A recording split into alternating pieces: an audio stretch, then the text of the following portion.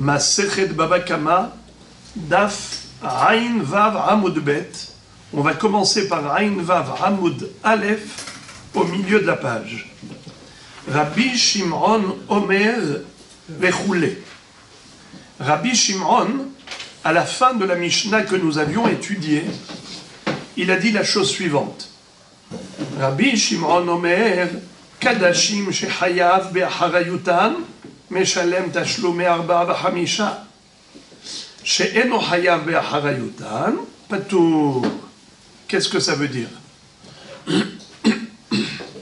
Rabbi Shimon, lui, il dit comme ça.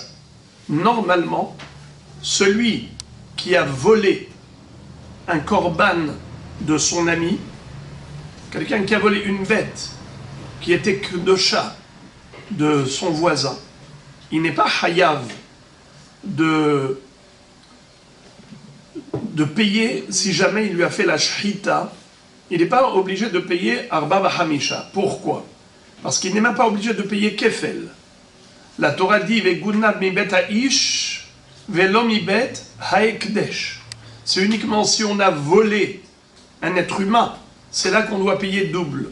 Et si on a fait la shrita où on a vendu la bête, alors on doit payer même le quadruple ou le quintuple, en fonction de taureau ou agneau. Eh bien, cette halakha n'a lieu d'être que si un humain a volé un humain. Mais si l'humain a volé le divin, eh bien, il n'y a pas le din de kefel. C'est uniquement Yeshalem Shenaim le Re'ehu. Si c'est Re'ehu, son prochain. Mais s'il a volé une bête qui était Hekdesh, alors ça s'appelle voler à Kadosh Baruch Hu, qui viachol. Dans ce cas-là, il n'y a pas le din de Pi Shenaim. Vegunav mi bet ha'ish velo mi bet ha'ekdesh.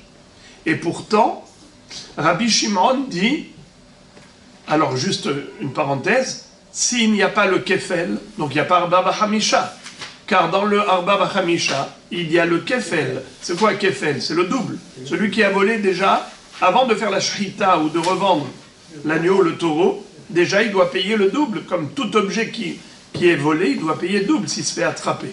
Donc kefel. Ensuite, il rajoute encore 3 fois plus si c'est un bœuf, 2 fois plus si c'est un agneau. Ce qui fait en tout 4 ou 5. Mais s'il n'y a pas le kefel, donc automatiquement il n'y a pas 4 ou 5, parce que ça va faire 3 ou 4 au lieu de 4 ou 5. Or la Torah elle dit, c'est ou le double, ou 4 ou 5. Mais 3 et 4 n'existent pas dans la Torah. Mais Rabbi Shimon nous surprend. Et il dit, malgré tout, si la personne a volé Kadashim chez Hayav Be'acharayutam, c'est-à-dire il a volé un korban dont le propriétaire du korban a une acharayut, il a une responsabilité, dans ce cas-là, c'est considéré comme s'il lui a volé à lui. On a expliqué ça hier, à savoir, Réhouven a volé un korban de Shimon. Shimon avait un korban, Réhouven lui a volé cette bête. Cette bête-là qui est korban, elle peut appartenir soit à la catégorie de Hayav Be'acharayutan, soit à la catégorie Eno Hayav Be'acharayutan. Quel est l'exemple type de Hayav Be'acharayut? Eh bien, toutes les corbanotes obligatoires, par exemple, Hatat, Hacham, ce sont des corbanotes expiatoires. Dans la mesure où la personne a fait une faute et elle doit apporter au Beth Amikdash un korban, c'est un sacrifice expiatoire obligatoire. Si la personne a désigné une bête pour être le korban Hatat ou Hacham, et ensuite cette bête a été égarée ou volée, le propriétaire de la bête doit apporter une autre bête à la place. Il doit amener le remplacement. Et puisqu'il doit la remplacer, ça s'appelle Hayav Be'acharayut. Il a une responsabilité vis-à-vis d'Hachem en apportant un autre korban à la place de celui-ci. Ou bien par exemple, Nedarim. Quelle est la différence entre Nedarim et Nedavot? Neder, c'est quand quelqu'un dit Hare alay ola, Hare alay shlamim. Je prends sur moi l'obligation d'apporter korban ola. Ou l'obligation d'apporter korban shlamim. À partir du moment où l'homme dit Haré Alay, et ensuite il a désigné la bête, cette bête a été égarée, eh bien ce bonhomme, il doit porter une autre bête. Mais s'il avait dit Harezou, d'emblée, il a dit Harezou Ola, Harezou Shlamim, et cette bête s'est faite voler ou égarer. Il n'est pas Hayav Be'aharayut. Comment ça s'appelle ce korban? Nedava. Il n'y a pas de Harayut pour Nedava. Mais si c'est Neder, en disant Haré Alay Ola, Haré Alay Shlamim, comme il a pris sur lui l'engagement, même si ensuite il a désigné la bête, que la bête s'est égarée, il doit apporter une autre. Alors Rabbi Shimon dit, si le voleur a volé un korban, il a volé à Shimon, par exemple Réhouven a volé à Shimon son korban, qui appartenait à la catégorie Hayav Be'harayut, dont il avait la responsabilité de le remplacer en cas de vol ou de perte. Étant donné qu'il a une responsabilité de le remplacer, alors quand il lui vole le korban, c'est comme s'il lui volait l'argent de son portefeuille, car ce monsieur il doit ouvrir son portefeuille à nouveau pour aller racheter une autre bête pour remplacer celle qui a été volée. C'est comme s'il lui a volé cet argent. D'avar agorem les mamon ke mamon d'ami. Par conséquent, nous disons la chose suivante. Celui qui a volé cette bête, il doit payer le double au propriétaire de cette bête, au propriétaire du korban. Il doit payer le double. Et s'il a égorgé, il doit payer le quadruple ou le quintuple, si c'est chorosé. Alors, ça c'est seulement pour Kadashim chez Hayav Be'aharayut. Mais si c'est Kadashim chez Eno Hayav Be'aharayut, si ce sont des korbanot pour lesquels il n'y a pas de Aharayut, alors, dans ce cas-là, quand il lui a volé, c'est pas considéré comme s'il lui a volé de l'argent à lui. Il a volé le Hekdesh. Et quand on vole le Hekdesh, il n'y a pas de Kefel. Il n'y a pas de Kefel, donc il n'y a pas de Arba Vachamisha. Alors maintenant, Rabbi Shimon, regardez ce que dit la Gemara. Rabbi Shimon Omer, Amre, Nehi de Sava Rabbi Shimon, Mali Mecharo la Hediot, Mali Mecharo la Shamaim, Iframi Ba'ele. La Gemara, plus haut, ce qu'on avait étudié hier, rappelez-vous, la Gemara avait posé la question suivante. Elle avait dit, Gana ve'igdish ve'acharkar tavach u'machar. Si le bonhomme a volé et ensuite il a été makdish, c'est-à-dire il a volé une bête profane, Réhouven a volé à Shimon une bête profane, ensuite Réhouven, le voleur, en a fait un korban, c'est-à-dire qu'il a sacralisé la bête. Dans ce cas-là, quel est le din? Ganav ve'igdish ve'acharkar tavach u'machar meshalem tashlum kefel ve'eno meshalem tashlum arba vachamisha. La Mishnah nous avait dit plus haut que si jamais Ganav ve'igdish, il a volé, il a été makdish la bête qu'il a volée. Il a rendu korban. Et ensuite, il lui a fait la shrita. Dans ce cas-là, la Mishnah nous a dit, il ne payera pas Arba Vachamisha. Pourquoi? Étant donné que, quand il a volé, il y a eu Yehush, et ensuite, il y a eu Shinui Reshut. Donc, Yehush, plus Shinui Reshut. C'est quoi Shinui Reshut? Transfert de propriété. C'était chez le voleur, maintenant c'est au Hekdesh. Quand on a les deux facteurs réunis, Yehush du propriétaire, Shinui Reshut du voleur au Hekdesh, ces deux facteurs réunis, ça produit quoi? Que la bête, elle est Hekdesh en effet. Le voleur a été Makdish, cette bête, et c'est valide. La Hakdasha, la sacralisation est valide. Et maintenant, quand il a fait la shrita de ce korban, il s'est considéré comme son korban à lui. Et donc, il n'est pas Chayav Arba'a Vachamisha. La Gemara avait posé la question, elle avait dit, je comprends pas. Mais, si tu me dis que, quand il y a eu Yehush, du propriétaire, plus Shinui Reshut du voleur au Ekdesh. Ça s'appelle transfert de propriété.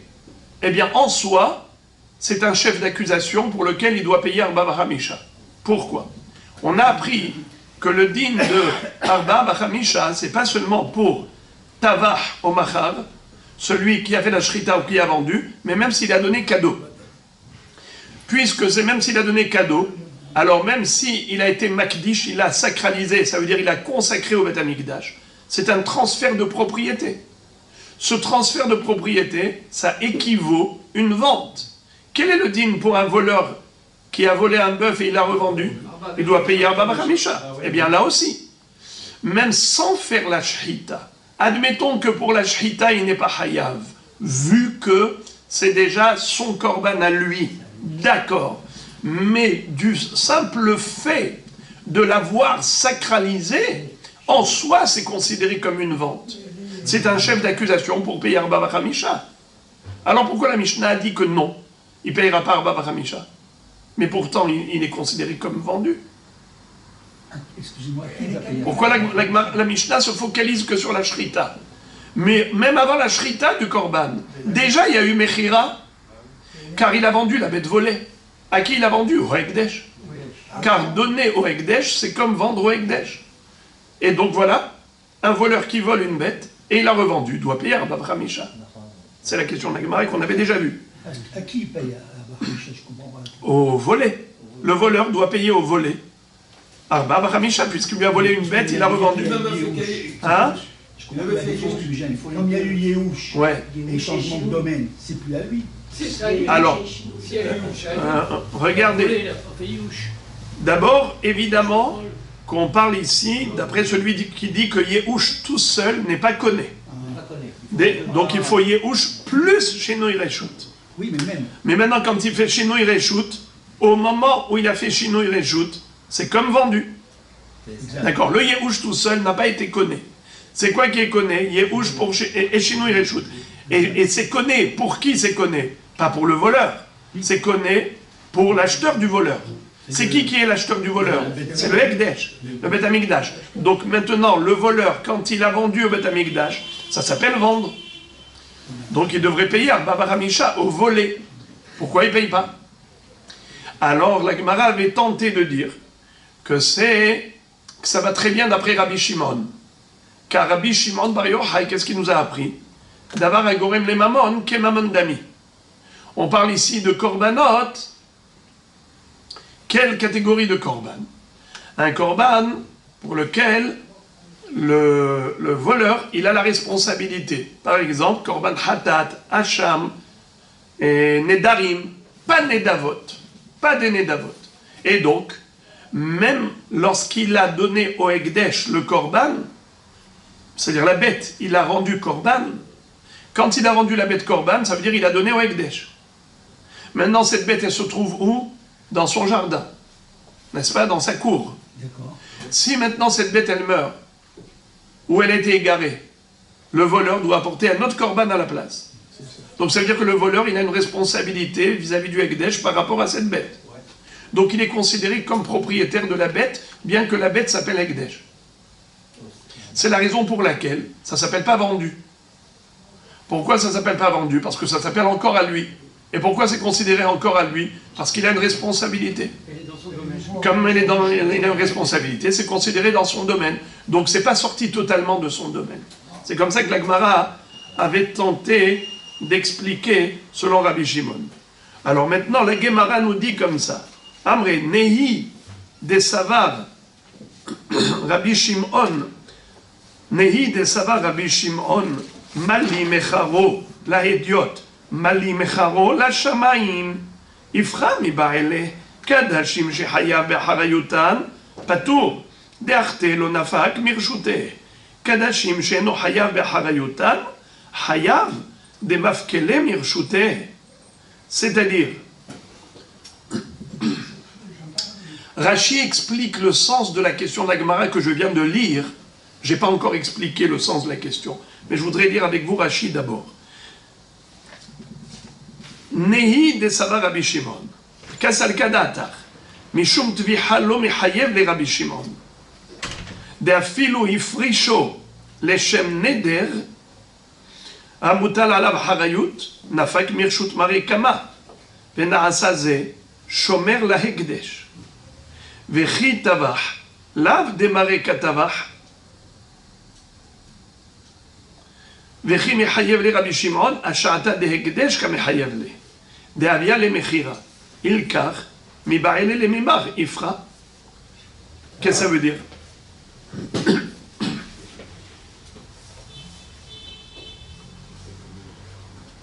La Gemara dit que quand on dit Ganav eno meshalem arba b'chamisha, la Gemara dit que c'est pas mishum tviha. Quand Rabbi Shimon a dit Kodashim shechayav b'harayutan, alors il est chayav. Pour Kodashim she'eno chayav b'harayutan, il est patour. La Gemara maintenant se pose la question, elle dit mais c'est le contraire qu'il aurait dû dire. Pourquoi? Parce que pour l'instant, la Gemara a cru que Rabbi Shimon, il n'est pas mechayev mishum tviha. On ne parle pas de shrita. Pourquoi? Deafilu ifrisho leshem neder amutal alav harayut, nafak mirshut marekama, venaasa ze shomer la hekdesh. Car à partir du moment où le voleur a volé une bête qui était profane, et ensuite il a été magdish, cette bête-là, elle se trouve chez qui? Chez le voleur. Admettons que le voleur qui a été magdish, cette bête, il a été magdish en tant que ce qu'on appelle nedarim, pas nedava, neder. Donc il a une harayut. Vechitavah, l'abdemare katavah. Ce korban-là maintenant, comment il s'appelle? Il s'appelle Ekdesh. Donc il n'est plus à son premier propriétaire. Le volé n'est plus propriétaire de ce korban. Pourquoi? Car le voleur a volé cette bête. Le propriétaire a fait Yerouch. Ensuite, lui, il a consacré au Ekdesh. D'accord? Il a consacré au Ekdesh. Mais quelle sorte de korban il a fait? On a dit, bravo, il a fait un neder. Étant donné qu'il a fait un neder, alors il est responsable. Comme il est responsable, donc ça reste chez lui. D'accord? Étant donné que le voleur a consacré au Beth Amikdash cette bête, mais il l'a consacré pour devenir korban dont il est responsable. S'il est responsable, donc c'est considéré encore dans son domaine. Si c'est encore considéré dans son domaine, alors s'il fait la shrita, il a fait la shrita d'une bête qui est encore dans son domaine, c'est-à-dire bichlal, il n'a pas fait la shrita d'une bête volée. Il a fait la shrita d'une bête qui n'est plus considérée comme bête volée. Pourquoi elle n'est plus considérée comme bête volée, les amis? Aidez-moi. Aidez-moi, pourquoi elle n'est plus volée? Yerouch, bravo. Mais ça ne suffit pas le Yerouch. Qu'est-ce qu'il faut encore? Shinui Reshu, transfert de propriété. Où est-ce qu'il était le transfert de propriété? La Hakdasha, la sacralisation, la consécration de la bête au Beth Amikdash, c'est un transfert de propriété du voleur au Beth Amikdash. Yerouch, Beshinui Reshut. D'accord? Donc on a eu Yerouch plus Shinui Reshut. Donc ça s'appelle maintenant un korban qui n'appartient plus au volé, au propriétaire qui s'est fait voler. D'accord. Alors pourquoi maintenant, dans ce cas-là, on ne comprend pas pourquoi Rabbi Shimon a dit que oui, il est chayav. Il dit si c'est Kadashim chez chayav b'charayutan, il est chayav. Pourquoi il est chayav? Ah, tu veux savoir pourquoi il est chayav? Pas pour la shrita. Mais chayav le Rabbi Shimon, asha'ata de hekdesh kame chayav le. C'est-à-dire, Rabbi Shimon, qu'est-ce qu'il est en train de te dire? Il dit que c'est comme une vente, mais où c'est marqué? Bravo, parce qu'il est écrit Ganavigdish ve'acharkar tavachu machar. Il faut retirer le mot pour Rabbi Shimon, je parle, pour Rabbi Shimon. Rabbi Shimon, lui, rebondit, pas sur tavach. Il rebondit sur machar. D'accord. Pourquoi? Tanakama, qu'est-ce qu'il a dit? Ganav, Vehikdish, le bonhomme a volé une bête, ensuite il a sacralisé. Ve'acharkar tavach umachar, et ensuite il a fait la shrita ou la mechira. À ce propos, qu'est-ce que dit Tanakama? Il ne payera pas Arba Bachamisha. Qu'est-ce que dit Rabbi Shimon? Il payera Arba Bachamisha si ce sont des korbanot dont il a la responsabilité. Kadashim chez Hayav Be'acharayut. C'est quoi le Kadashim chez Hayav Be'acharayut? On a déjà dit qu'il y a 3 catégories. Hatat, Hacham et Nedarim. Un Neder de Rola ou Shlamim. Pas Nedava. Par contre, là où il est d'accord avec Tanakama pour dire Patour de Arba Bachamisha, si c'est un korban, Nedava, où il n'y a pas de Acharayut. C'est ce que dit Rabbi Shimon. Maintenant, Rashi dit que la Gemara, pour l'instant, elle comprend que Rabbi Shimon ne parle pas de la Shrita. Pourquoi il ne peut pas parler de la Shrita? Car c'est impossible qu'il parle de la Shrita. Qu'est-ce qui va se passer avec la Shrita? Il a volé une bête.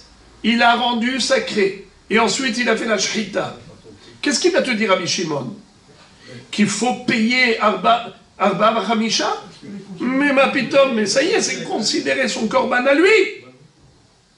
Et qu'est-ce que tu vas dire? Qu'il a volé le Ekdesh? Mais non, il ne vole pas le Ekdesh. Ça se trouve, lui, il est chômeur du Ekdesh. Un homme qui a un korban chez lui à la maison en attendant de l'apporter au Beth Amikdash pour le sacrifier là-bas. Qu'est-ce que l'homme est considéré? Pas voleur, il est considéré comme étant gardien du Beth Amikdash.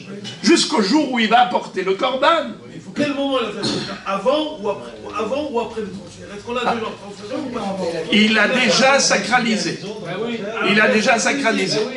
Mais il n'a pas... Il a sacralisé, mais il n'a pas encore apporté au Beth Amikdash.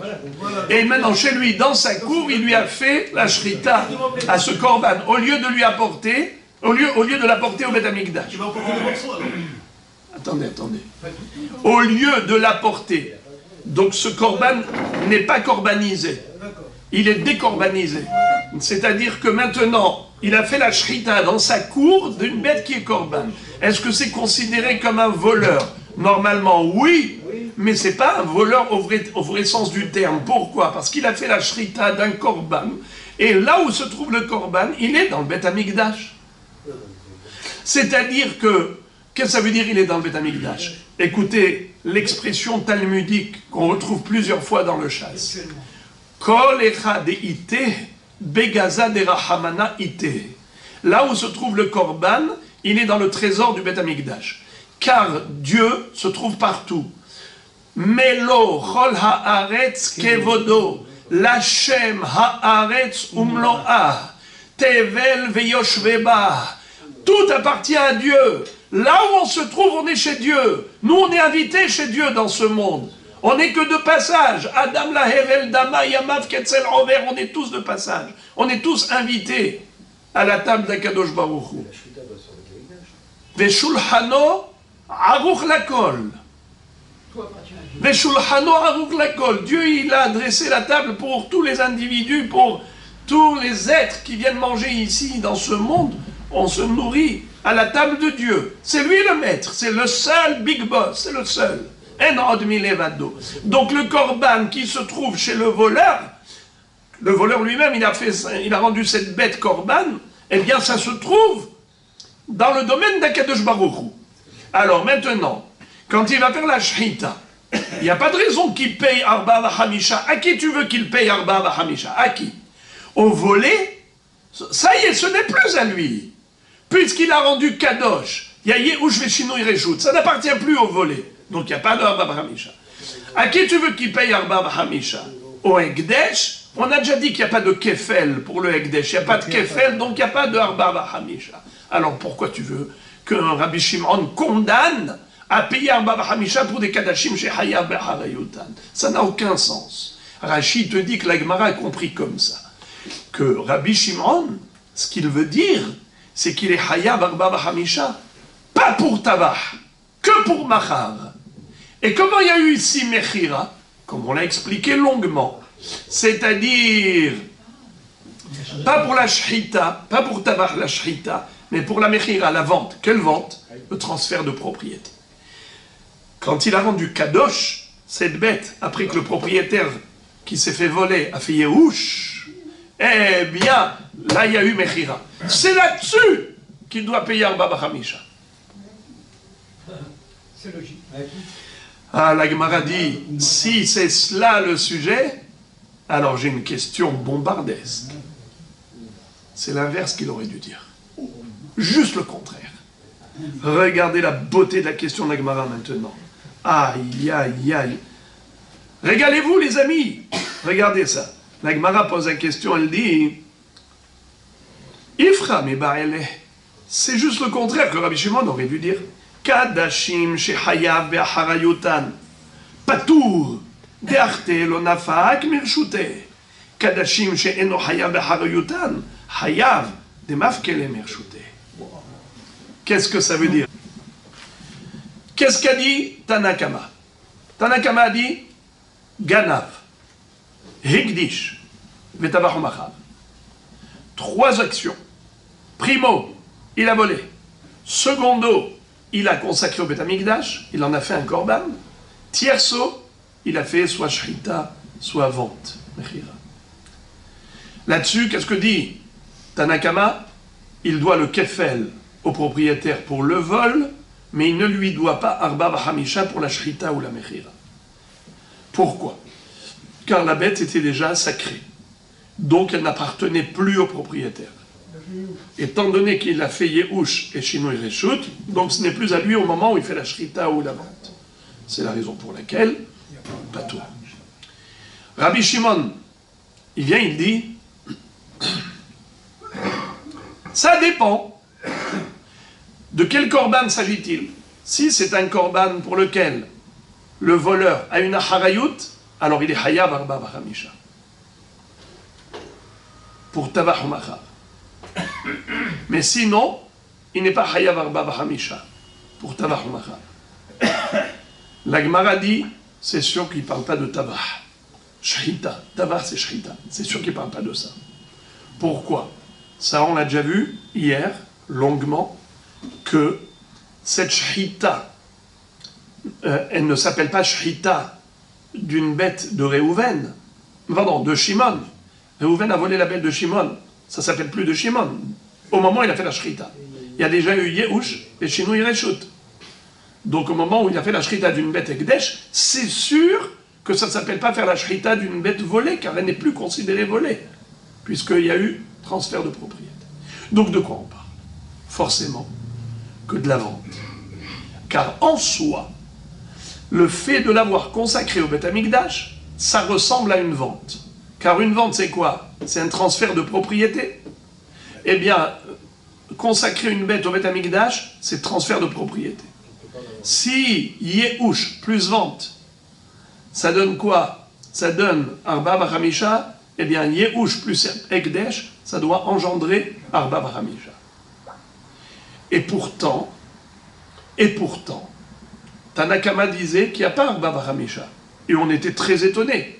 Pour quelle raison? Pour quelle raison? Vous vous rappelez hier ce qu'on avait dit? C'est que, étant donné que l'appellation de ce korban, c'est qu'il s'appelle korban du voleur. Réhouven le voleur. Korban de Réhouven. Étant donné que ça ne ressemble pas à une vente d'un humain à un être humain, car l'humain à l'humain, quand il y a eu transfert de propriété, plus personne ne parle du vendeur, car ça appartient à l'acheteur. L'objet, désormais tout le monde sait que ça appartient à l'acheteur. Qui parle maintenant du vendeur? C'est mort et oublié, on a tourné une page. Mais, quand on parle de Hekdesh, et que ça se trouve chez le voleur qui a été Makdish, cette bête, les gens disent le korban du voleur, le korban de Réhouven. On appelle encore korban de Réhouven. Alors le transfert de propriété par Hekdesh n'est pas considéré comme un transfert de propriété, comme une vente. Ok, ça c'est bon pour Tanakama. Mais Rabbi Shimon, qu'est-ce qu'il dit? Ça dépend. Si on parle d'un korban chayav b'charayut ou pas. Alors, si c'est korban chayav b'charayut, oui, il sera chayav arba b'chamisha. Si on parle d'un korban pour lequel il n'y a pas de garantie, comme Nedava, alors je suis d'accord qu'il n'y a pas de Arba Bachamisha.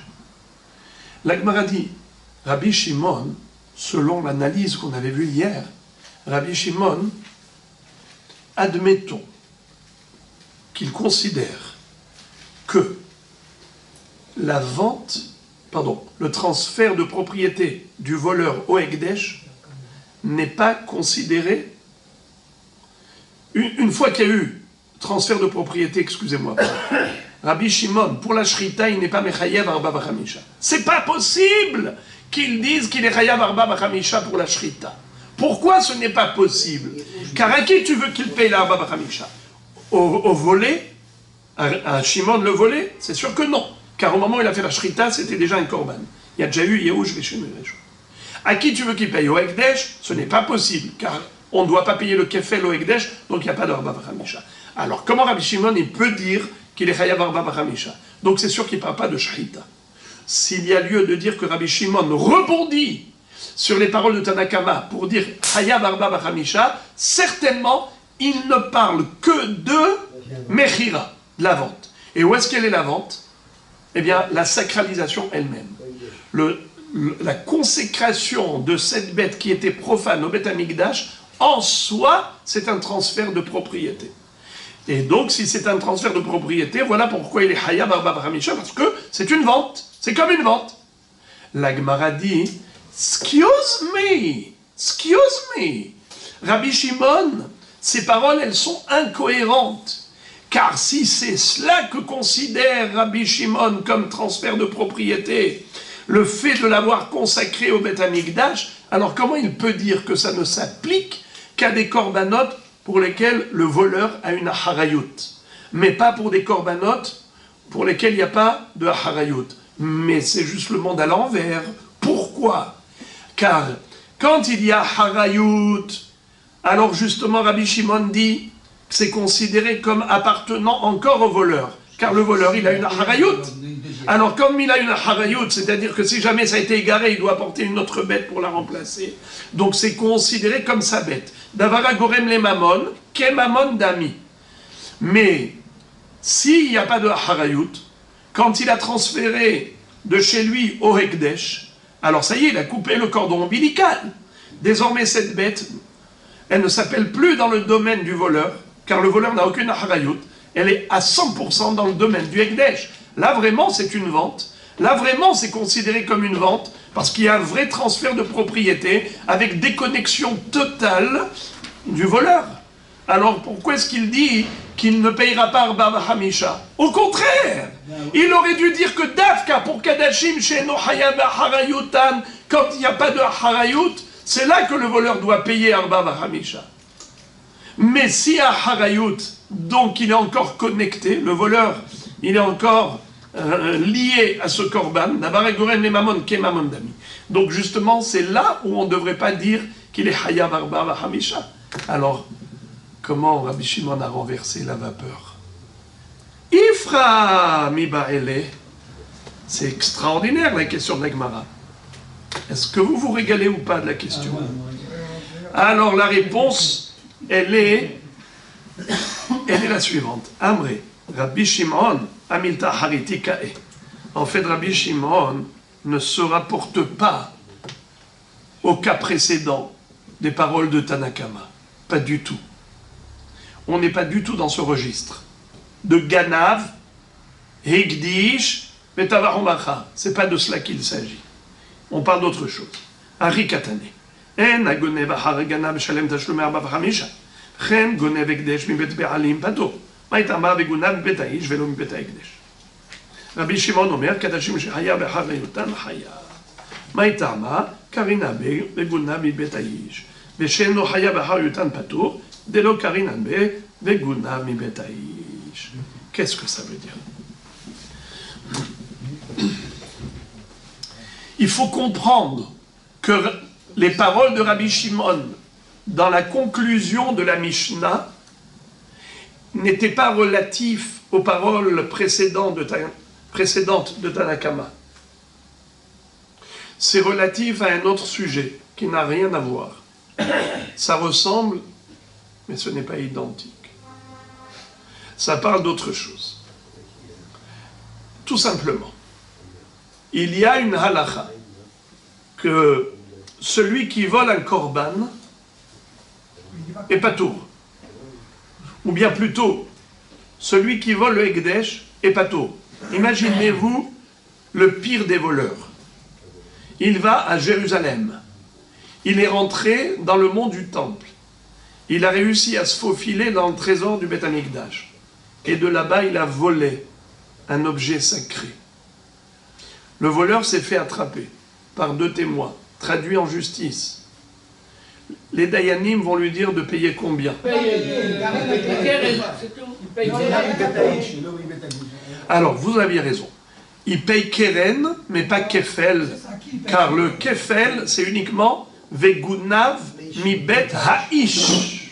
Velo mi bet ha'ekdesh. Donc, de là, on apprend 2 choses. Vegunav mi bet ha'ish.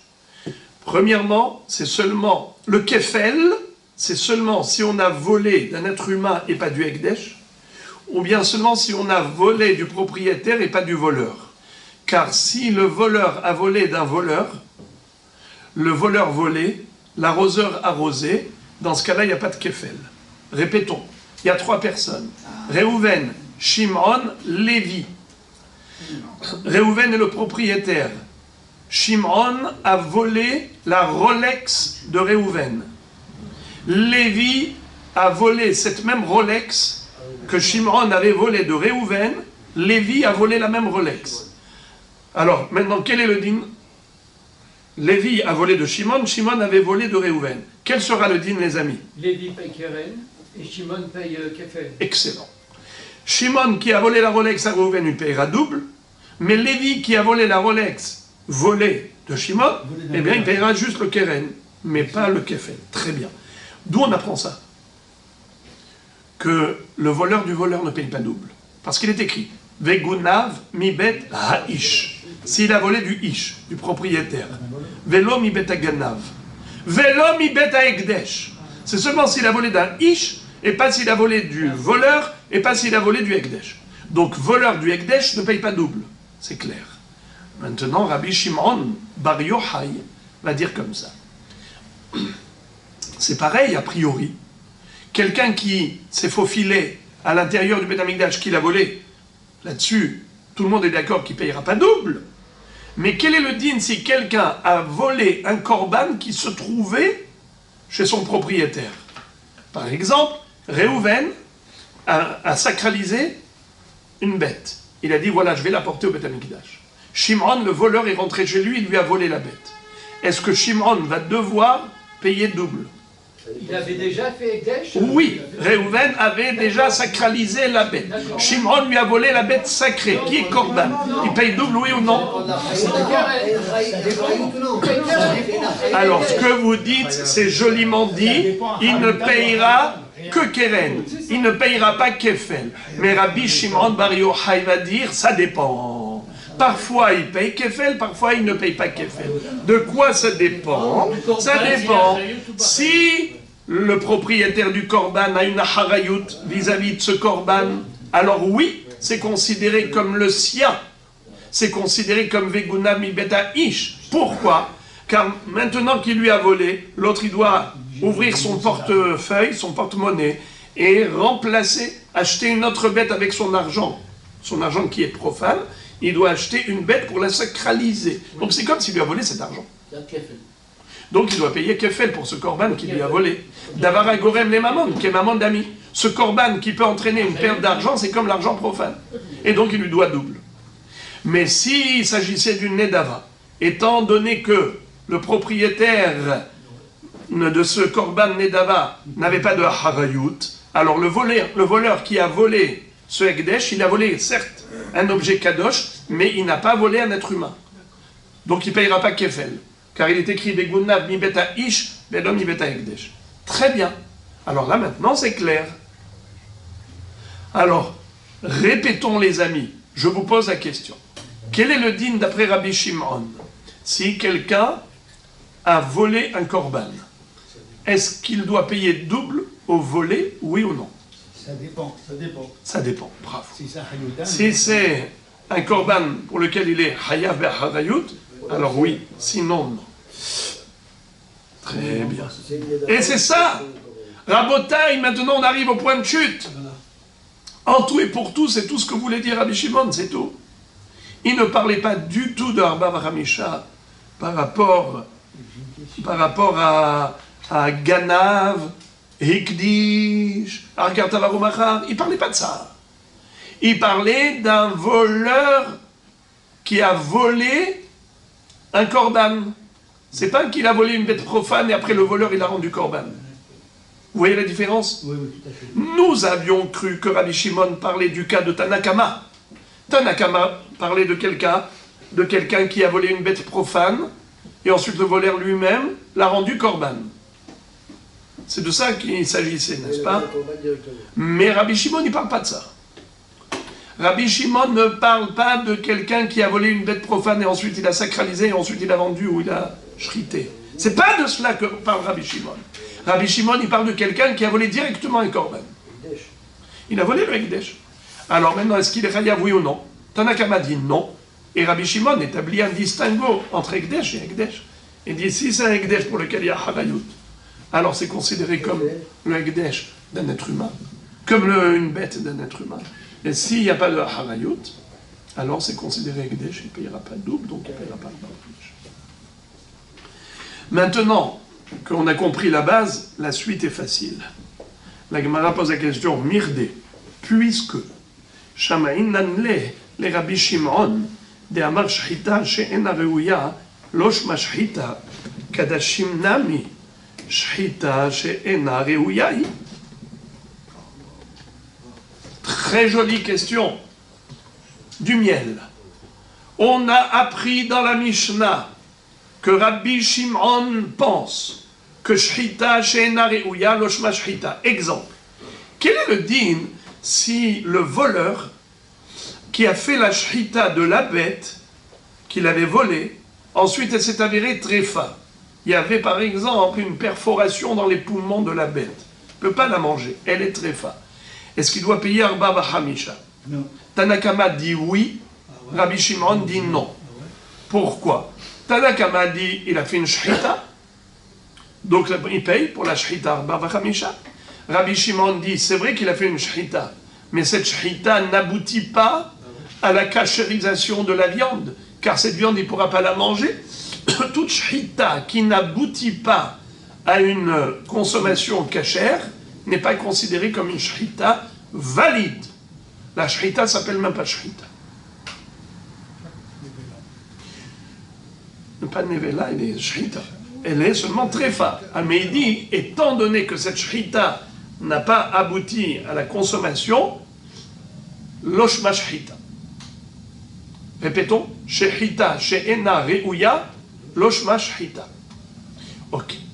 Les amis, ils ne payent pas Arba Vachamisha. On est d'accord? Alors regardez la question bombe. La Gemara dit, dans ce cas-là, explique-moi comment est-ce possible que le voleur qui a volé un korban et il lui a fait la shchita, il doit payer Arba Vachamisha. Parce que c'est Kadashim chez Hayav Be'Harayut. On a dit qu'il a volé. Je répète, Réhouven a volé à Shimon un korban.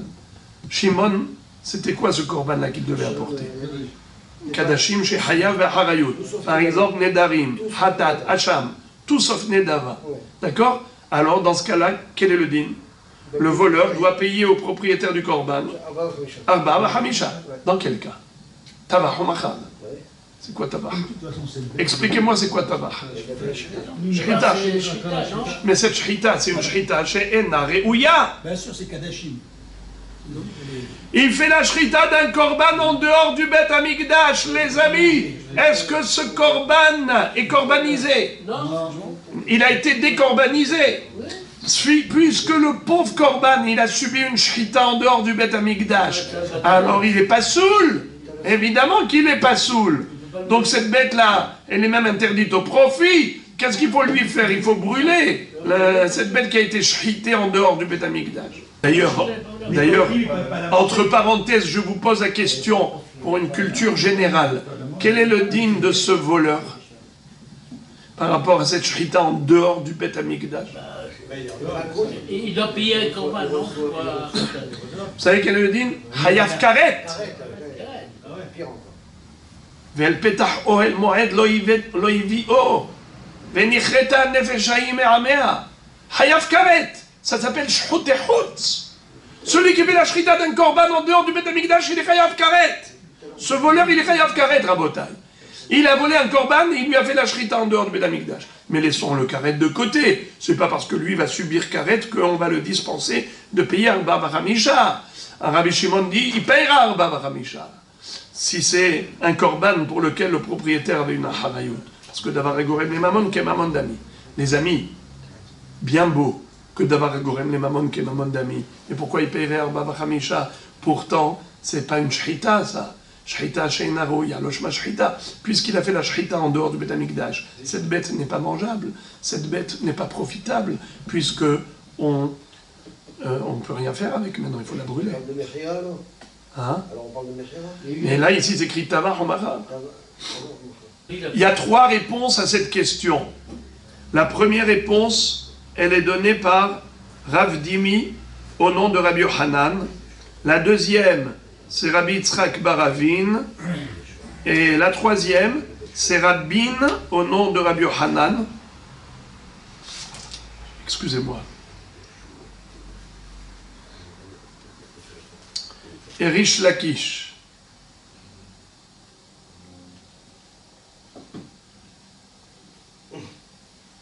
Excusez-moi, pardon. La première réponse, c'est Rav Dimi au nom de Rabbi Yochanan. La deuxième, c'est Rabbin au nom de Rabbi Yochanan. Et la troisième, c'est Rish Lakish. Voilà les 3 réponses. Première réponse, qui ata Rav Dimi. Rav Dimi, quand il est venu d'Eretz Israël en Babylonie, Amar Rabbi Yochanan, il a dit au nom de Rabbi Yochanan que Rabbi Shimon, qui est Mechayev Arba Bachamisha, on parle de Shochet Temimim Mibifnim Leshem Be'alim. C'est-à-dire, on parle ici d'un voleur cachère. Qu'est-ce que ça veut dire? Il a apporté le korban au Beth Amikdash et il a fait la shrita à l'intérieur du Beth Amikdash. Le voleur lui-même. Et pour le voleur lui-même. Et pour qui? Les Shem Be'alim. Il a voulu rendre service au volé. Le voleur qui a volé le korban au volé, eh bien il a fait comme un shaliach. Il est parti, il a fait la shrita les Shem Be'alim. Ça marche pas, ça. Est-ce que ça marche? Non. Eh bien, ça marche. Ça marche. Si ça marche, la Gemara dit, alors dans ce cas-là, j'ai pas compris. Pourquoi il doit payer Arba Bachamisha? Ve'are Hazra Keren la Be'alim. Puisque finalement, le propriétaire a mérité sa kapara grâce au korban fait par le voleur, alors il n'y a pas de raison que le voleur paye au volé Arba Bachamisha. Il lui a rendu service. Au contraire, c'était quoi cette bête? C'était pas pour la manger, c'était pour l'amener au Beth Amikdash. C'est ce qu'il a fait. Et donc il lui a rendu service. Merci voleur pour tes bons et loyaux services. Pourquoi est-ce que le voleur va payer au volé Arba Bachamisha? C'est la question d'Agmara. Hazra Keren, mais le Keren, c'est quoi le Keren? Le capital est retourné chez son propriétaire. Parce que finalement, à quoi servait cette bête au propriétaire? Pour faire korban? Eh bien voilà, ça a été korbanisé par le voleur. Alors je ne vois pas pourquoi il paierait Arba Bachamisha. Amar Rabbi Yitzchak Baravin chez Nishpach Adam. En fait, il y a eu un incident. Comment? Lui, il a shrité pour le propriétaire dans le Beth Amikdash. Donc normalement, tout allait bien. Mais qu'est-ce qu'il y a eu? Accident. Au moment où le Kohen a pris le Kéli pour réceptionner le sang, pour le recueillir, tac, c'est tombé par terre. Alors, qu'est-ce qu'il devait faire le Kohen avec ce sang? Asperger le misbéach, n'est-ce pas, dans les coins du misbéach. Et finalement, il n'a pas pu faire la zrikat adam. Comme il n'a pas pu faire la zrikat adam, donc tout est tombé à l'eau. Rabotai, je vous pose la question. Est-ce que la shrita, au moment de la shrita, elle était valable? Oui. Étant donné qu'au moment de la shrita, elle était valide, donc ça s'appelle shrita re'ouya. Rabbi Shimon, quand est-ce qu'il dit que la shrita n'est pas valide? C'est quand elle n'aboutit pas à la kashérisation. Étant donné que cette shrita, elle était kashère, puisque au moment de la shrita, le korban était tout à fait valable, alors, au moment de la shrita, ça s'appelle shrita. Alors, tu vas me dire, oui, mais Hazra Keren la Be'alim, pourquoi il paierait Arba Bachamisha? Réponse, parce qu'après la shrita, il y a eu un incident qui a fait que le propriétaire n'a pas profité de ce korban, car le Kohen, par accident, par maladresse, il a fait tomber le keli où il y avait le sang du korban, et donc il n'y a pas eu d'aspersion du sang sur le misbéach. Donc le korban n'a pas abouti. Comme le korban n'a pas abouti, le voleur ne peut pas s'en sortir en disant « Eh oh, monsieur propriétaire, ton korban a été korbanisé, alors dis-moi merci ». Il ne peut pas lui dire ça, car malheureusement, le sang du korban est tombé par terre. Alors qu'est-ce que doit faire maintenant le propriétaire? Qu'est-ce qu'il doit faire le propriétaire? Hayav be'harayuto, il a une responsabilité, il doit apporter maintenant un autre korban. À cause de qui? À cause du voleur. Alors maintenant le voleur, lui, va devoir payer arba'a b'hamisha. À qui il va payer arba'a b'hamisha? Au volé. D'avoir un gorem le mamon, qui est mamon d'ami. C'est une belle réponse. Je vois pas les sourires. Bon, alors, première réponse. Deuxième réponse, peut-être celle-là, elle va vous donner un peu plus de sourire. Alors, regardez la deuxième. Ki ata rabin, amar Rabbi Yochanan, beshohet mimim, bifnim, shelo leshem be'alim. Voilà. Celle-là, je suis sûr, elle va vous apporter une joie de folie. Regardez ça. La Gemara dit, ce monsieur, comme on a dit tout à l'heure, il a pris le korban qu'il avait volé à son propriétaire. Donc qui est-ce qui avait consacré cette bête pour en faire un korban? C'est le voleur ou le volé? Le volé, bravo. Le volé, c'est lui qui avait déjà korbanisé cette bête. Et il avait donc dans sa cour, dans son jardin. Le voleur est rentré, qu'est-ce qu'il a volé? Il a volé la bête korban. Qu'est-ce qu'il en a fait? Il a apporté au Beth Amikdash. Et il a apporté comme sacrifice. Écoutez bien les amis. Mais il a dit, je l'apporte korban, pas pour son propriétaire, mais pour moi. Donc il a volé, quoi. Ah, ça marche. A priori, ça marche. Mais il peut pas. Elle était déjà consacrée pour son propriétaire. Lui, qu'est-ce qu'il a fait? Changement de direction. Changement d'objectif. Il a dit, au lieu que ce soit un korban pour lui, ce sera un korban pour moi. Les amis, dites-moi, est-ce que le korban est caché? Oui, non. Oui. Ouais. Bravo. Bravo, vous n'êtes pas tombé dans le panneau. Le korban est cachère. Sauf que ce n'est pas compté pour le vrai propriétaire du korban. Puisque ce n'est pas compté pour le vrai propriétaire du korban, qu'est-ce qui va se passer? Le propriétaire du korban, il doit apporter maintenant un autre korban. Parce que c'est Shelo Lishma. Rabotai, vous connaissez le din de Shelo Lishma? La première Mishnah de Masechet Zvachim, qu'est-ce qu'elle dit? Kol hazevachim shenizbehu shelo lishman kesherim, et là shelo alou la be'alim leshem chova. Par exemple, même si le propriétaire lui-même, pas le voleur, imaginons un propriétaire, Réhouven, il avait une bête, il a consacré cette bête pour devenir Ola, et finalement il a apporté au Beth Amikdash, il en a fait Shlamim, ou l'inverse, c'était Shlamim, et il en a fait Ola. Est-ce que le korban est cachère ou pas cachère? Il est cachère, mais il doit apporter un autre pour s'acquitter de son devoir. Là aussi, là ici, c'est pas changement de korban, c'est changement de propriétaire. C'est-à-dire qu'il a dit, c'est pas pour lui, ce sera pour moi. C'est exactement comme changement de nom de korban. Par exemple, Ola au lieu de Shlamim, Shlamim au lieu de Ola, pareil, korban de Réhouven, il a fait pour Shimon, Shimon pour Réhouven. Eh bien, le din est que le korban est korbanisable, mais il faut apporter un autre. pour s'acquitter du devoir. Le volet. Le volet. Très bien. Alors maintenant, ok. Alors maintenant, le seul inyan, c'est que ça compte pas ni pour le voleur et ni pour le volé, mais ça compte en tant que korban stam.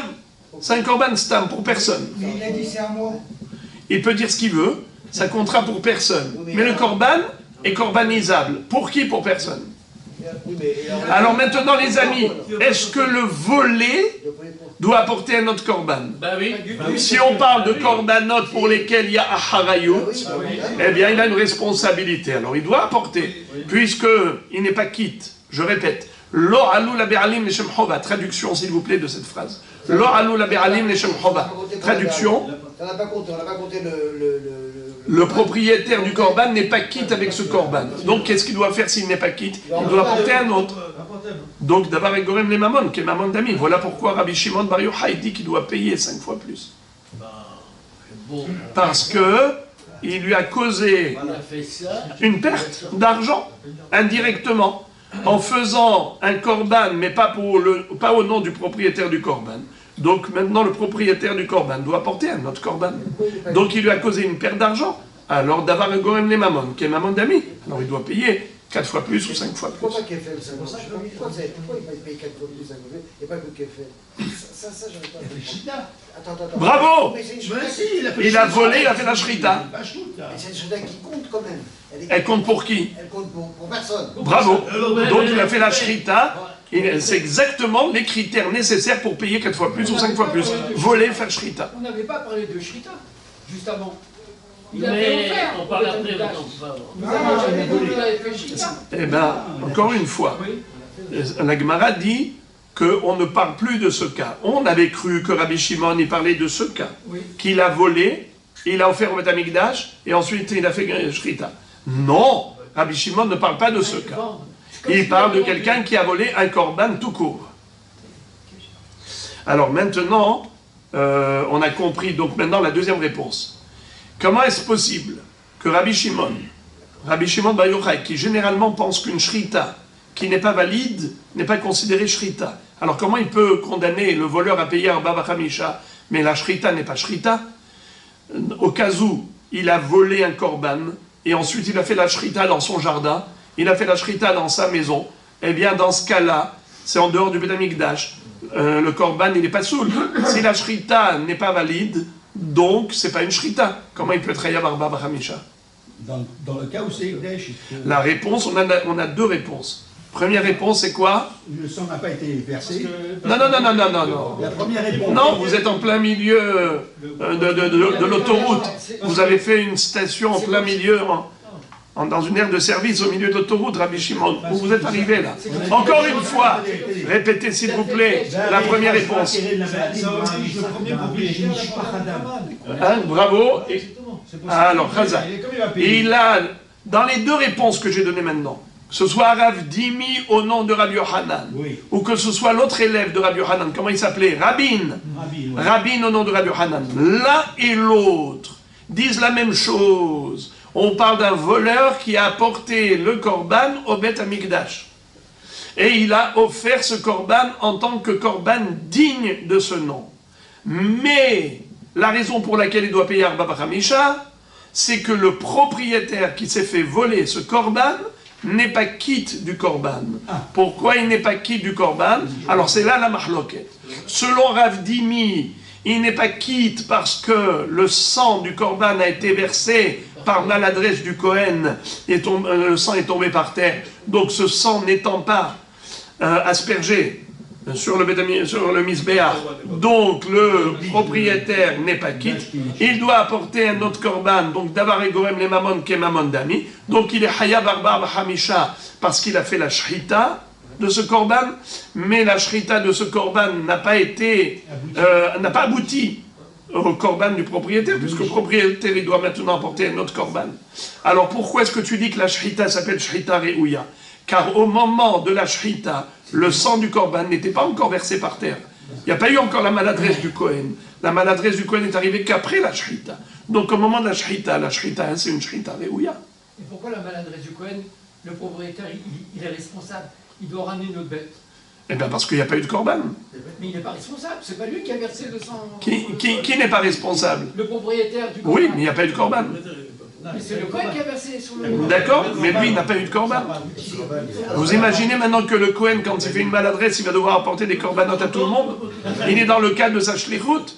Ça veut dire que lui, il est dans le cadre de son travail. Maintenant, il peut y avoir une maladresse. C'est le Kohen qui a fait la maladresse. Maintenant, d'accord. Ok, Kohen maladresse ou pas maladresse? Est-ce que le propriétaire est quitte de son Korban? Non, il n'est pas quitte. Il doit apporter un autre. Maintenant, après ça, il verra avec le Kohen. Il s'arrangera, il se débrouillera avec le Kohen. Mais en tout cas, le voleur a causé au propriétaire de devoir apporter un autre Korban. Puisqu'il lui a causé d'apporter un autre Korban, c'est comme s'il lui a volé son argent du porte-monnaie. Car lui, le propriétaire, doit ouvrir son portefeuille pour aller acheter un autre Korban. Pourquoi? Parce que le voleur l'a apporté au Beth Amikdash et il y a eu la maladresse du Kohen. La seule question qu'on avait, pourquoi il payerait Arba Bramisha, mais la Shrita, elle n'était pas bonne? Réponse, elle était bonne. Car au moment de la Shrita, c'était une bonne Shrita. Deuxième réponse, Rabin, comment il a répondu à cela, Rabin? Il dit, tout était bon. Pas seulement que la Shrita était valide, mais même l'après-Shrita était valide. Il n'y a pas eu de maladresse du Kohen, le sang a été aspergé convenablement, tout, parfait.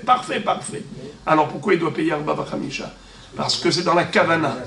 Il a dit, j'apporte ce Korban pas pour lui, pour moi ou pour n'importe qui, mais pas pour lui. Eh bien, étant donné qu'il a dit pas pour lui, eh bien, il n'est pas quitte, lui. Le propriétaire du Korban n'est pas quitte. Il doit apporter un autre Korban.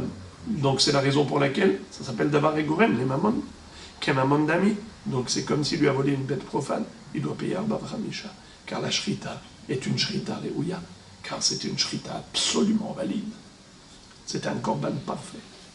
Sauf qu'il n'est pas quitte, parce que c'est chez le Shemel. Alors on a deux réponses, l'une de Rabdimi et l'autre de Rabin, qui tous les deux étaient des élèves de Rabbi Hanan, et ont parlé au nom de leur maître. Maintenant on va parler d'un autre élève de Rabbi Hanan, qui lui, en fait, est devenu plus tard le Haver de Rabbi Hanan. C'est Rish Lakish. Il était Talmid, et il est devenu Talmid Haver. Rish Lakish Amar, Beshohet Ba'alei Mumin, Bachutz. Qu'est-ce que ça veut dire? On ne parle pas d'une bête qui a été shritée dans le Beth Amikdash. Elle a été shritée Behemet, Bachutz. Seulement, on s'était posé la question, mais s'il fait une shrita Bachutz, donc c'est shrouté Chutz, non seulement que lui, il est Hayav Karet, mais en plus, la bête, elle n'est pas mangeable, elle n'est pas profitable. Donc c'est shrita chez Nare Ouya. Comment Rabbi Shimon, il peut condamner le voleur à payer Arba Vachamisha? Mais ça s'appelle pas Tabach. Tabach, ça veut dire shrita. Mais c'est seulement si la shrita, elle est valide. Bachutz, tu fais un korban Bachutz, la shrita d'un korban Bachutz, c'est sûr que le korban n'est plus cachère, et donc la shrita n'a pas abouti à une viande cachère.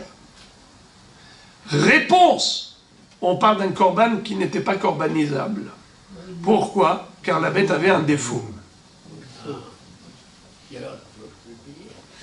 Comme la bête avait un défaut, elle n'était pas sacrifiable. Comme elle n'était pas sacrifiable dedans, dans le Beth Amikdash, alors quand il a fait la Shrita Bachutz, alors la Shrita était valide. Taheba Rabbi Elazar. Rabbi Elazar est très étonné. Et il va poser une kushia à Rabbi Yochanan et à Rish Lakish. Il va dire, vous deux, je ne vous comprends pas. Vous savez que Rabbi Elazar, après la mort de Rish Lakish, est devenu le Haver de Rabbi Yochanan pour remplacer Rish Lakish. Lui s'appelait Rabbi Elazar ben Pedat. Il connaissait toute la Torah par cœur. Il s'appelait Marad Arad d'Israël, le maître spirituel d'Eretz Israël. Lui, Rabbi Elazar, quand il a étudié avec Rabbi Yochanan après la mort de Rish Lakish, chaque fois que Rabbi Yochanan disait quelque chose, il lui disait Tania dem Sayalach. J'ai une braïta pour prouver que tu as raison. Il lui cite une braïta par cœur. Rabbi Yohanan lui dit, ah, et tu ne peux pas remplacer Rish Lakish. Rish Lakish, il me posait 12 questions. À chaque fois que je donnais un hidouche, il me bombardait de questions. Donc j'étais obligé, pour répondre, d'approfondir. Rav Hashmateta. C'est comme ça que les sujets étaient éclaircis, éclairés. Tout était clair, limpide comme l'eau de roche, parce que on rentrait dans le fond du sujet. Mais toi, tu me donnes raison. Je sais que j'ai raison. Alors, Rabbi El-Hazar ici, Rabbi El-Hazar va poser une question. Là, oui, il va poser une question. Et il va dire à Rabbi Yohanan, je te comprends pas, même à Rish Lakish. Mais Rachid dit que le mot tahé, moi, j'aurais dit que c'est Melachon tohé, comme tohé à la Rishonot, quelqu'un qui est étonné. Mais Rachid explique que tahé bekankane, tahé c'est flairé. Quand par exemple, je veux savoir, qu'est-ce qu'il y avait dans cette cruche qui est vide? Il y avait du vin ou il y avait du whisky? Avec le flair, je sens l'odeur, je peux vous dire qu'est-ce qu'il y avait ici dans cette cruche, dans ce tonneau. Eh bien, Rabbi Yohanan, c'est comme ça que c'est une expression talmudique. Quand on veut savoir quelqu'un, ses connaissances en Torah, on vient, on lui pose des questions. Alors on est tohé. Taïba, on vient et on flaire. Taïba Rabbi El-Hazar, il dit, et Rabbi Yohanan, Shchita materet velozrika materet. Le Rish Lakish, Shchita materet velopédia materet. Rabbi El-Hazar, il se tourne vers Rabbi Yohanan, il dit, Rabbi Yohanan, ta réponse, elle ne me convient pas. Rish Lakish, ta réponse ne me convient pas. Quelle est la couchia qu'il pose? Il dit, les deux élèves de Rabbi Yohanan, c'est qui? Rav Dimi et Rabin. Qu'est-ce que vous avez dit au nom de Rabbi Yohanan? Que le voleur a offert le korban au nom du propriétaire du korban, selon la première explication de Rav Dimi. Simplement, c'est qu'il y a eu maladresse et le zrika. Ou bien, deuxième explication, Rabin, qui dit il y a eu juste changement de propriété. C'est-à-dire qu'au lieu de faire pour le propriétaire, il a fait pour lui ou pour quelqu'un. Alors qu'est-ce que tu dis? La shchita, elle était réouya. Excuse me. Avant la zrikat adam, écoutez bien Rabotai, concentrez-vous 45 secondes. Avant la zrikat adam, est-ce que la shchita est une bonne shchita? Oui. Eh bien non. Car la shchita d'un korban, c'est pas comme la shchita pour manger. La shchita pour manger, alors je fais la shchita, tout de suite après je peux manger la viande. Mais la shchita pour le korban, elle ne rend la viande mangeable, elle ne rend la viande consumable sur le terrain qu'après zrikat adam. Donc il faut encore une autre opération pour que la viande soit désormais exploitable. La viande d'une bête profane, je peux l'exploiter dans l'immédiat. Dès qu'il y a eu shrita, j'ai mon barbecue qui est tout prêt. Voilà. Il a fait la shrita, je prends un morceau de viande, je mets sur mon barbecue et je mange. Ça y est. Ou bien je veux faire un carpaccio de viande, je coupe des petites lamelles, je rince et je mange. J'ai pas besoin. Je n'ai même pas besoin de cachérisation. Vous entendez? Ça s'appelle Dama Evarim chez l'opirage. Ou bien quand c'est grillé. Rabotai, exploitable dans l'immédiat. Shrita, Réouya. Mais quand il s'agit d'un korban, la shrita ne suffit pas. Il faut d'abord zrikat adam pour que la viande soit exploitable. Or, j'ai pas compris. Comment tu as pu dire à Rabbi Yohanan qu'on parle d'un voleur qui a shrité le korban dans le Beth Amikdash? Mais à quoi elle sert cette shrita tant qu'il n'y a pas eu de zrikat adam? Alors la shrita n'est pas shrita. Même la shrita n'est pas shrita. Pourquoi tu me dis la shrita était une shrita valide? C'est après qu'il y a eu un incident. Il y a eu maladresse du Kohen. Mais même la shrita n'est pas valide. Mais même dans le cas de Rabin, ok, tout était bon, juste c'était la kavana du propriétaire, c'était pas pour le propriétaire. Mais même au moment de la shrita, il n'y a pas eu encore de zrika. Et comme il n'y a pas eu encore de zrika, donc la shrita n'est pas valide, pourquoi tu dis que la shrita elle est valide? Je n'ai pas compris ta réponse. Maintenant il se tourne vers Rish Lakish. Et toi Rish Lakish, qu'est-ce que tu as dit? Qu'on parle d'un shohet ba'ale mumim ba'chutz. Excuse me, est-ce qu'on peut faire la shrita d'un ba'al mum ba'chutz et manger la viande? Mais il faut d'abord faire pédia. Avant de faire la shrita, il faut d'abord faire la pédia. C'est-à-dire, un korban qui est ba'al mum, il faut le faire pidion, il faut faire le rachat, racheter, prendre de l'argent et transférer la kedusha de la bête sur de l'argent. Cet argent va être utilisé pour acheter une autre bête qui sera sacrifiée. Mais tant que tu n'as pas pidionné la bête, eh bien, la bête, elle est encore kadosh. Alors quand tu lui fais une shrita sans pédia, tu as un vrai problème. Mais alors là, tu as un vrai problème.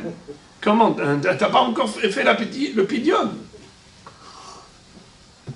Comment vous avez pu répondre ainsi en disant, voilà, la shrita, elle est cachée même d'après Rabbi Shimon? C'est pas vrai. Aïe, aïe, aïe, aïe, la réponse de l'Agmara, elle est trop forte. L'Agmara dit, si Rabbi Elazar a posé cette question, c'est qu'il a oublié une baraita. Lui, Rabbi Elazar connaissait tout par cœur. Ishtamiteha de Rabbi Shimon, kol haomed lizrok kezaruk dami, vekol haomed lipadot kepadui dami.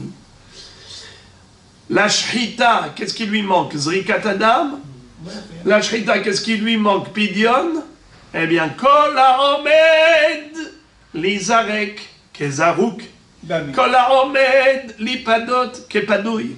Ça veut dire quelque chose qu'il faut faire. En fait, c'est juste une question de temps, mais quand ce sera fait, ce sera rétroactif. C'est-à-dire, c'est vrai bien sûr que la procédure d'un korban, c'est shrita et zrikat adam. C'est vrai qu'il faut pidion, Baal Mumin, il faut pidion. Mais ce n'est qu'une procédure. En attendant, je ne peux pas dire que la shrita était invalide parce qu'il manque encore un procédé. C'est vrai qu'il manque encore un procédé, mais c'est juste une question de processus. La shrita ne me dit pas qu'elle est invalide parce qu'on n'a pas encore fait zrikat adam, parce qu'on n'a pas encore fait pidion. C'est sûr qu'il faut faire pidion, c'est sûr qu'il faut faire zrikat adam, mais ça n'invalide pas la shrita, parce que kol haomed li zaruk et zaruk dami, kol haomed li padot kepadoi dami, ça veut dire qu'au moment de la shrita, je considère que la zrika que je vais faire après, c'est comme déjà une zrika. Même le pidion que je vais faire après, c'est comme déjà padouille. Et donc, même si plus tard il va y avoir une maladresse, et le sang a été versé par terre, par le Kohen, par maladresse, ça ne remet pas en cause la shrita. Car au moment de la shrita, c'était destiné à être zarouk. Zarouk, ça veut dire asperger sur les coins du misbéach. Le zrikat adam, l'aspersion du sang, le sang était destiné, réservé à l'aspersion au moment de la shrita. Alors au moment de la shrita, je considère que, comme si, ok, on doit être zoré avec le sang, eh bien oui, c'est comme si c'est déjà zarouk. Et donc la shrita, elle est valide. C'est-à-dire que je reprends le monticule de sang et je rejette. Si le sang est versé par terre. Je prends le sang de la bête qui fait une dispersion. Le korban, il n'est pas bon, bravo. Le korban, il n'est pas bon, mais il n'est pas bon qu'à partir du moment où le sang a été versé. Mais il était bon au moment de la shrita. Voilà, c'est ça qu'il faut dire. Il faut dire que le problème... La bête n'est pas corbanisée, mais elle est cachée. Enfin, elle est... Non, c'est vrai que pour parler au moment de la shrita, c'est l'instant T qui nous intéresse. L'instant T. La shrita, est-ce que la shrita est valide ou pas? Car ça change tout pour Rabbi Shimon. Rabbi Shimon dit, si la shrita n'en est pas une, elle n'est pas digne de ce nom, il ne peut pas y avoir Arba Baramisha. Alors la question se pose, alors pourquoi est-ce que Rabbi Shimon lui-même aurait dit que oui, il paierait Arba Baramisha pour Kadashim chez Hayab Bechareyutan, mais il a volé une bête qui était korban, ensuite il a apporté, mais après ça il y a eu maladresse. D'accord? Donc il doit payer Arba Bachamisha. Ou bien, c'est Barale Moumine, il a fait Shrita Barhoutz. Donc il doit payer Arba Bachamisha. Mais comment il peut payer Arba Bachamisha? Mais la Shrita, elle n'est pas cachère. On te répond, oui, elle est cachère. Car au moment de la Shrita, elle est cachère. Le problème est survenu qu'après. Ribono shel Olam. Qu'est-ce que tu me dis là? Tu me dis que la Shrita, elle est valide, mais elle n'est pas valide. Pourquoi elle n'est pas valide? Car qu'est-ce qui rend la bête exploitable au niveau korban? C'est la Zrikat Adam. Ou bien, qu'est-ce qui rend la viande exploitable après la Shrita d'un korban Ba'almoum? C'est le pidion. Alors tant qu'il n'y a pas eu pidion, la Shrita n'était pas materet. Tant qu'il n'y a pas eu Zrikat Adam, la Shrita n'est pas materet. Alors j'ai pas compris votre réponse, dit Rabbi Elazar, Arish Lakish et Rabbi Yochanan. C'est des questions nucléaires auxquelles la Gemara répond en disant Ishtamite, ça lui a échappé à Rabbi Elazar. Quoi? Que Rabbi Shimon lui-même, il considère comme rétroactif, même pas rétroactif, comme déjà existant. Ce qui est en potentiel est considéré réel. Le potentiel qui est virtuel est considéré réel virtuellement. C'est-à-dire qu'au moment de la Shrita, c'est vrai qu'il y a encore une action à faire, Zrikat Adam, mais c'est comme si c'était déjà fait. C'est comme si ça a été fait. Ça change tout. Kol haomed lizarek kezarouk. Et maintenant, la Gemara va nous citer les deux références, celles qui ont échappé à Rabbi Elazar, puisqu'elle vient de dire que Rabbi Elazar, qu'est-ce qui lui a échappé? C'est que Rabbi Shimon lui-même, dans un troisième endroit, c'est-à-dire qu'on a Rabbi Shimon, primo, Davar Agorem le Mamon Kemamon Dami. On a Rabbi Shimon, secondo, Shrita She'ena Re'uya Ena Shrita.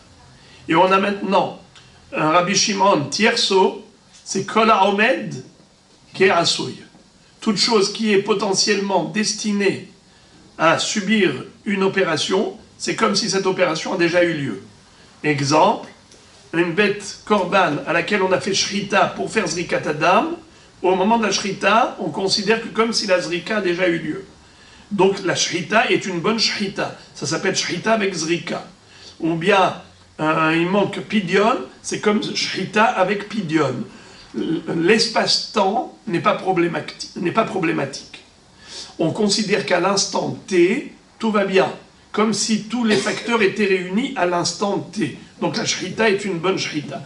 Où est-ce que nous retrouvons que Rabbi Shimon a dit cela?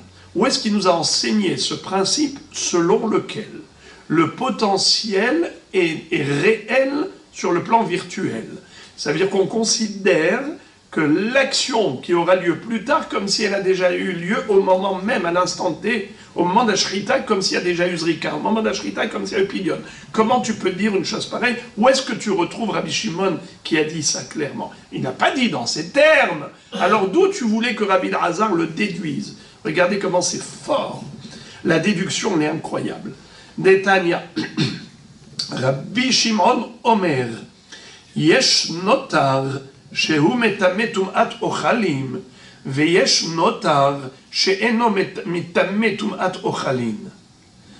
Je tiens à dire qu'il est préférable de dire mitame plutôt que metame.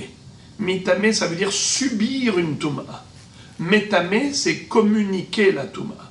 Mitame, c'est contracter la tum'a. Alors, vous le savez qu'un aliment peut devenir tamé, à condition qu'il ait un shi'ur de kabetza.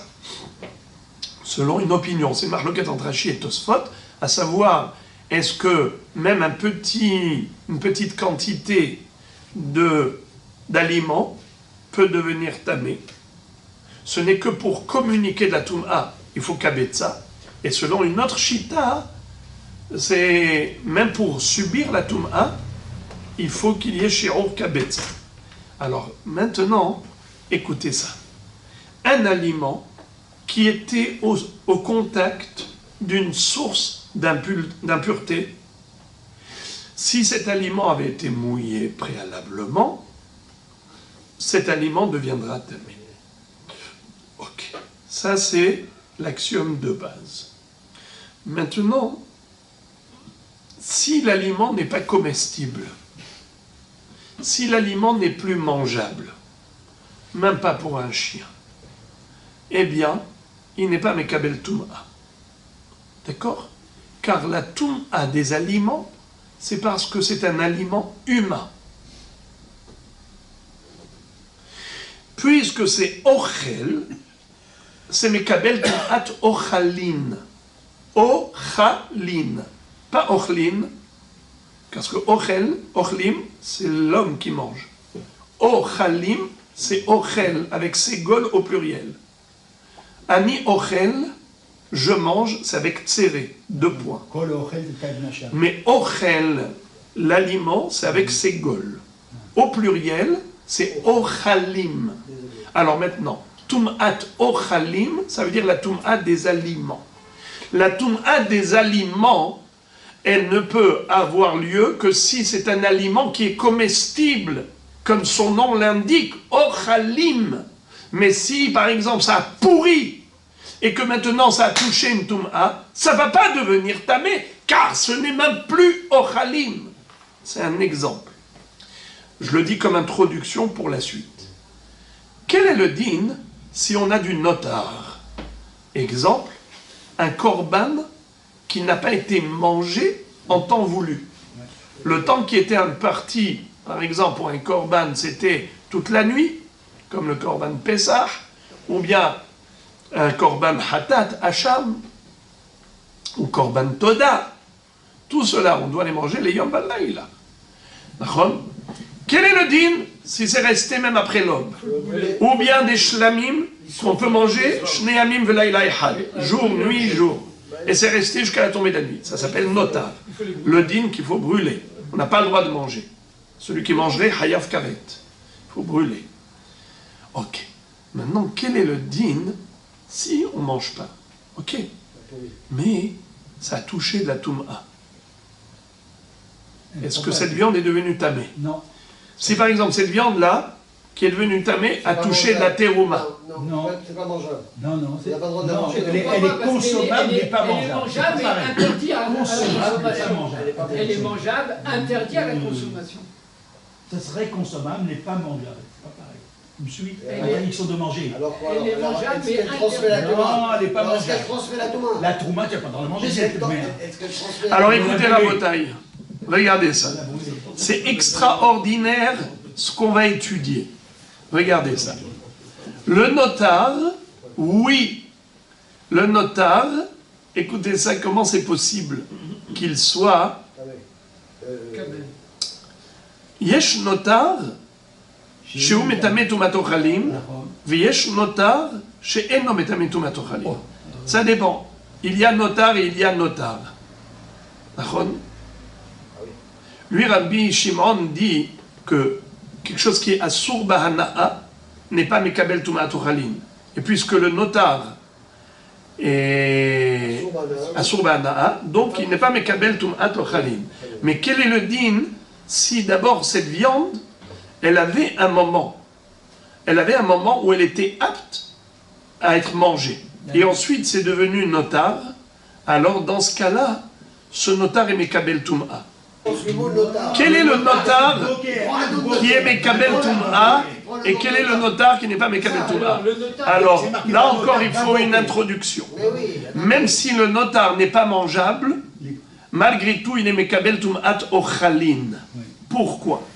Étant donné qu'il fut un temps où le korban était mangeable, bien que ensuite il est devenu notar et que maintenant, en tant que notar, il est immangeable, si maintenant, en tant que notar, il touche une Tum'a, il va être Mekabel Tum'a. Pourquoi? Parce qu'il fut un temps où il était permis Bahana'a. Bien que maintenant le notar, il est Assour Bahana'a, il est Mekabel Tum'a. Car il y avait un temps où il était Ochel, et il pouvait être Mekabel Tum'a, alors même maintenant où je ne peux plus le manger, parce que je ne peux même pas en profiter, il est Mekabel Tum'a. Mais dans quel cas c'est possible qu'un korban notar il n'est pas Mekabel Tum'a? Il est devenu Touma avant que son notar. Non, attendez. Attendez, s'il vous plaît. Je pose une question rhétorique. C'est pas pour que vous répondiez. C'est pas une demi-note que je vous pose. Je pose une question pour répondre. Dans quel cas le notar n'est pas Mekabel Touma? C'est dans un cas atypique tiré par les cheveux. C'est que le bonhomme, quand il a fait la shrita du korban, il a fait la shrita 1 seconde avant le coucher du soleil. Alors regardez. Yesh, Rabbi Shimon Omer, Yesh notar shehu mitame tumat ochalin, v'yesh notar she'eno mitame tumat ochalin. Ketzad. Lan lifne zrika, eno mitame tumat ochalin. Le'achar zrika, mitame tumat ochalin. C'est-à-dire que si le korban n'a pas subi de zrika, c'est-à-dire que on a fait la shrita, mais on n'a pas fait zrikat adam. On n'a pas fait zrikat adam. Alors dans ce cas-là, c'est un notar qui n'est pas mekabel tumat ochalin, parce qu'il n'a jamais été exploitable, puisqu'on n'a jamais fait zrikat adam. Les ahar zrika, un notar qui est notar d'un korban classique, c'est-à-dire il y a eu zrikat adam, donc il était exploitable à un moment donné, et ensuite l'âne, c'est quoi l'âne? La nuit a passé. L'âne, la nuit a passé. L'âne, alors dans ce cas-là, l'âne lea harzrika, mitame tumat ochalin.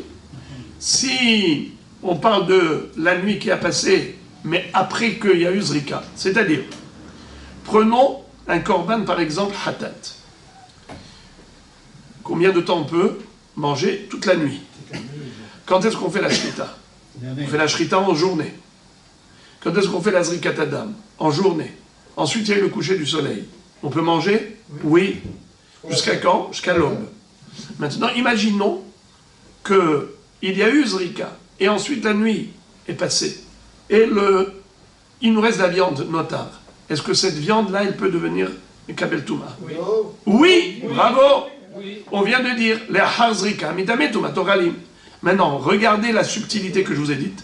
Et kaimalan, maïlifne zrika, kodem shenir al zrika. Les ahar zrika, les ahar shenir al zrika. Kodem shenir al zrika, lan maïhi, de lo avia shhut bayom le mizrike. De shahate, samour lishkiat ahama. Ve'eno mitame tumat ochalin, les ahar shenir al zrika. Les ahar shenir al zrika, lan. De havia shhut bayom le mizreke. מתאמת ובתוכלים, על מה כל העומד לזרוק כזרוק דמי, כל העומד להיפדות כפדוי דמי. C'est-à-dire,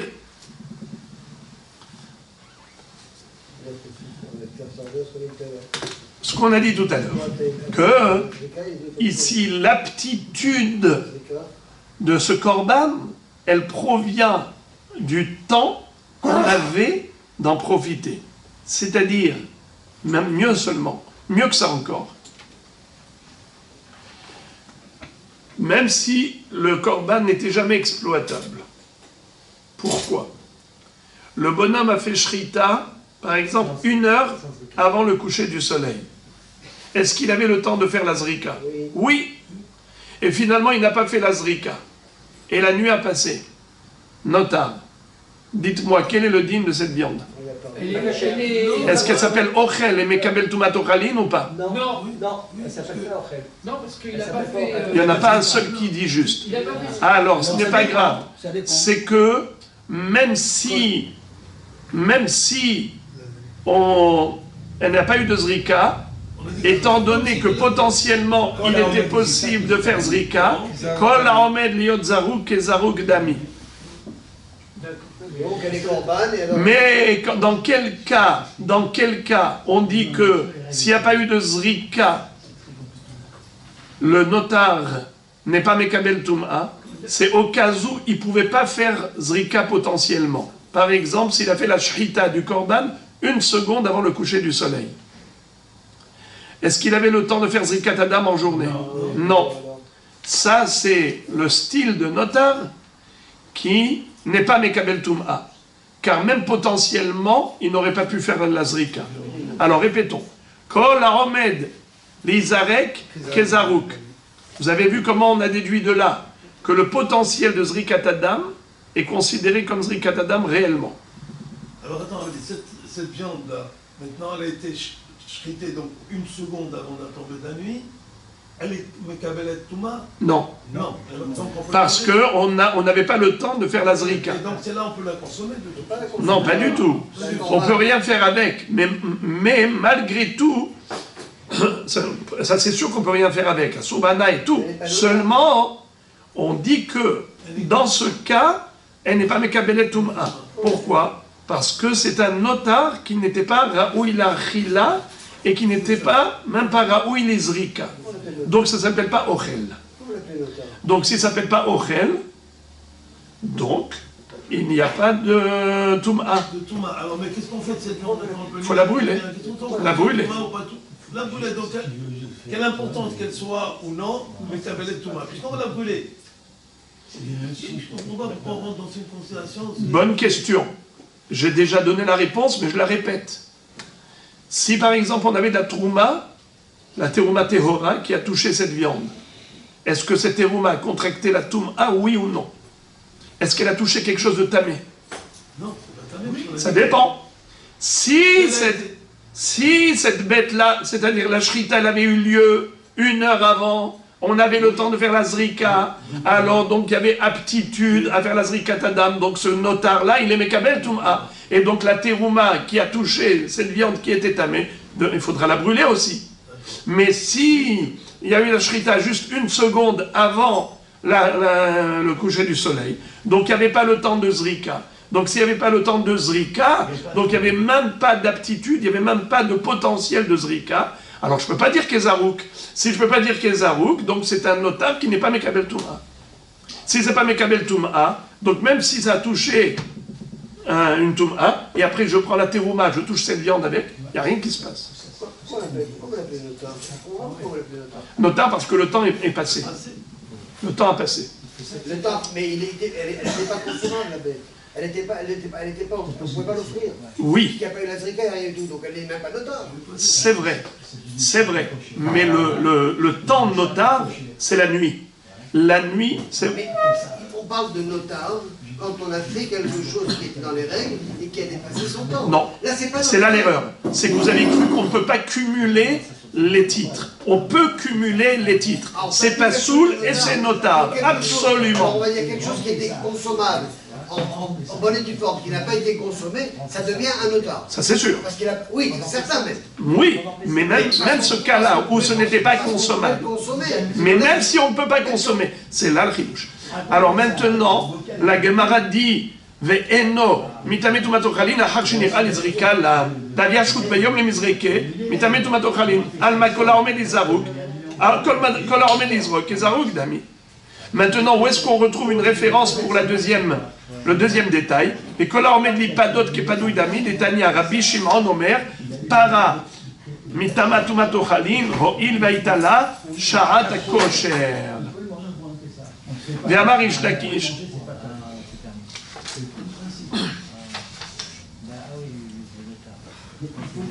Ve'amar Ish Lakish, Omer aya Rabbi Shimon, para nifdit al gabe ma'arachta alma kol haomed li padot kepadui dami. C'est-à-dire que si par exemple on a déjà shhité la para adouma et on voudrait maintenant on a rendu tamé, c'est-à-dire on a fait la shhita, et maintenant la viande elle était au contact d'une source d'impureté. Est-ce que cette viande-là, elle est mekabelet tum'a? La Mishnah dit para mitama tum'a tochavim, ho il vaitala sha'at kosher, puisque après la shhita, c'était une viande qu'on aurait pu manger, c'est-à-dire que cette viande-là s'appelait ochel, bien que Paradouma, c'est à Sourba et ça ne s'appelle pas Ochel de manière générale, mais étant donné, nous dit Rabbi Shimon, étant donné qu'on aurait pu faire Pidion, comment on aurait pu faire Pidion? Si par exemple le bonhomme a trouvé une Paradouma meilleure, encore meilleure que celle-là, alors il peut désacraliser la première et offrir la deuxième en tant que paradouma. La première, elle devient donc consommable. Bravo! Ça veut dire que Rabbi Shimon considère le potentiel comme réel. Quel potentiel? C'est le rachat, le pidion. Et pourtant, il n'y a pas eu de pidion. Comment la viande de paradouma peut être mekabelet tum'a? Mais pourtant, il n'y a pas eu encore de pidion.